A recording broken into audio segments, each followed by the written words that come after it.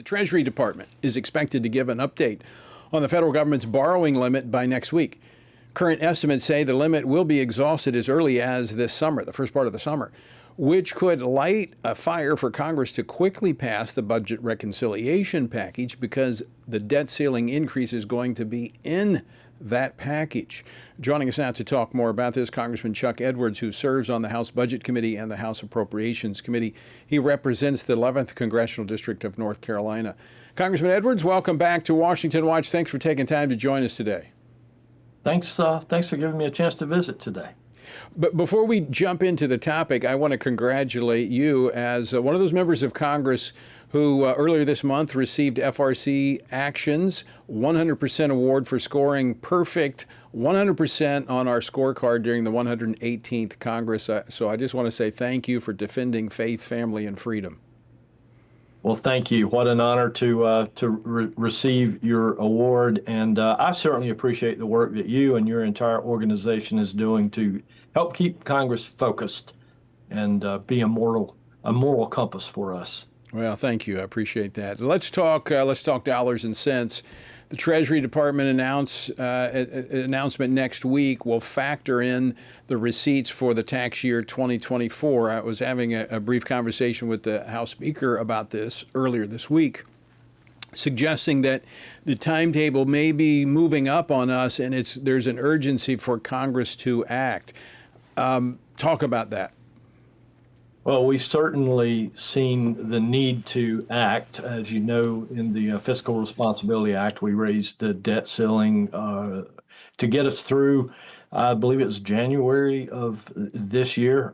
We've long passed that, and Treasury has been in this shell game that they call using extraordinary measures, which is essentially what we do at home when we've got more bills coming in than we have income to pay it. We sit down at the kitchen table, we lay them all out and start shuffling and rearranging and deciding what we're going to pay and when.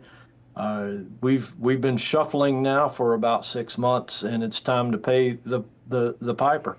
The bigger issue than that is Congress has got to recognize we are on an unsustainable path in terms of our spending. And I believe the budget resolution that we passed just a few weeks ago will take the first steps in curbing that thirst for debt. Yeah, so all of this is kind of in one package because in the Budget Reconciliation Act are the policies, the initiatives that actually dial back some of the spending. We also have some of the rescissions that will be waiting for Congress when they return. So that is being dealt with, but at the same time, this debt ceiling issue is something that has to be addressed so that the government doesn't default on its debt. Do you think this is going to create incentive for Republicans to come together? Because, I mean, the margins are very narrow. Do you think you'll be able to build unity in moving forward? I certainly believe that we're in a position right now where we'll be building unity. We have an opportunity before us right now that we've not seen in several decades, not only with the composition in the Congress, in the House, in the Senate, and President Trump occupying the White House, but we recognize the urgency is like never before. I have a great sense of optimism.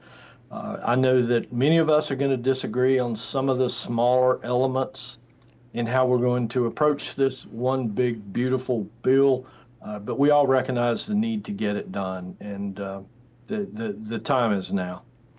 Congressman, we just have about 2.5 minutes left. I want to shift gears for just a moment because I want to ask you about a town hall that you hosted last month in your state, which featured a very vocal crowd.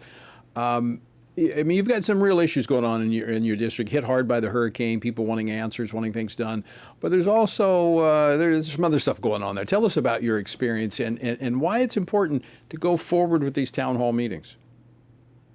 Well, there's many reasons that I've decided to go through with the town hall. One is, and you mentioned it, my district has been hit by its largest, most devastating natural disaster in our history. And that's a time to start pulling people together, talk about the plan moving forward.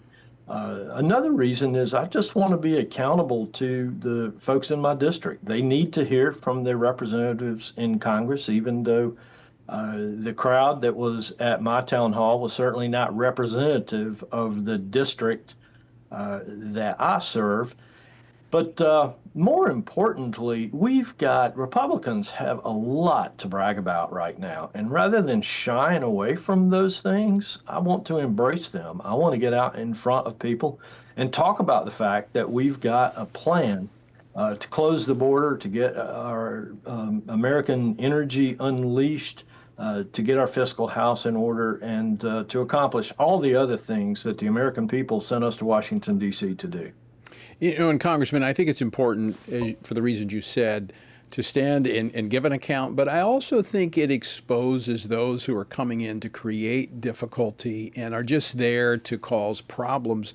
When, you know, look, we treat them with respect, and, you know, I think they reveal their true motives when we do that. And I have found in my time in office when we had these is that the crowd actually polices itself, and they take care of some of these rebel rousers because they're there to hear, to get their questions answered, and they're really not looking for trouble.